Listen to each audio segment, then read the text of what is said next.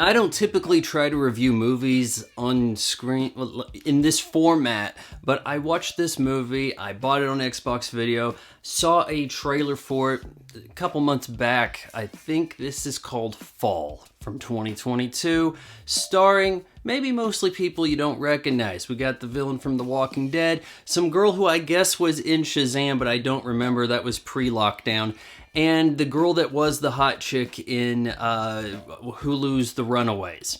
It's a pretty simple concept. After a traumatic event, this girl is kind of been down in the dumps. Her girlfriend calls her up, says, "Hey, got the special trip for you. We're going to conquer our fears. All right, we're going to climb up this TV tower, and we're going to spread the ashes of the person we miss, right?" And this movie is intense as all hell, and more people should be talking about it. This is what actually gets me kind of miffed, because we had a little film that didn't go to theaters for a very long time. It didn't get a lot of press. It didn't have a lot of publicity or an ad campaign, and I only heard about it after the fact.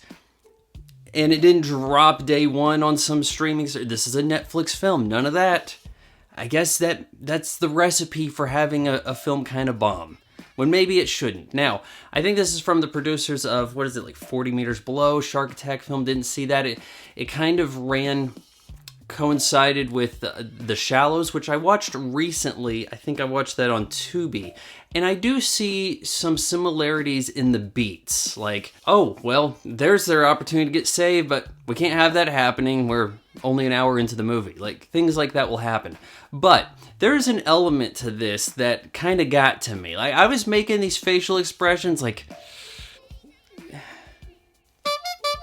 this movie is so much scarier than recent horror outings. The shark attacking the people. We know the shark has to be somewhere, but it's in the water, right?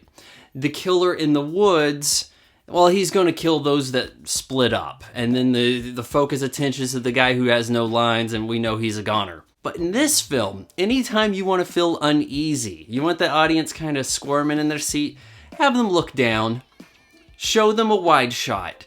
I'm not sure exactly how they filmed this. I know that 90% of the effects work pretty well. This is no vertical limit.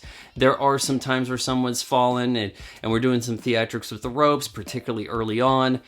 And you kind of think, I'm out of the film. We know this looks like CGI. These girls look like they actually had to climb something.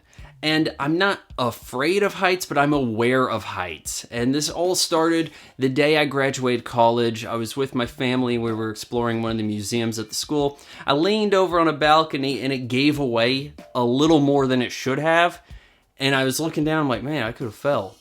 And ever since then, I've been kind of like, I'd rather not look over the edge. So maybe it's because of some personal reason I thought this was particularly gripping, but it's not the best written film. We get to the point where, and I'm not spoiling this for anybody, but we get to the point where we do a little bit of tropey stuff over here, some things that we've seen before.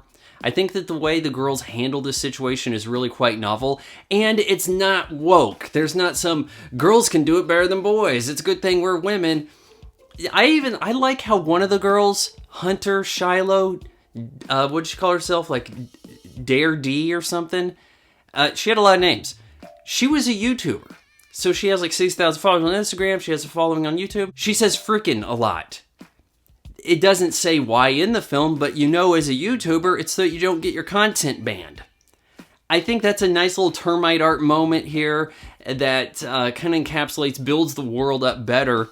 And it's not a lot of girls, texting about and talking about their feelings. We do get into our feelings a little bit. But this was a good film, led by women, without some kind of weird, twisted agenda about it. So, hey, check out Fall, whichever way you can. I give it 3 out of 4 stars.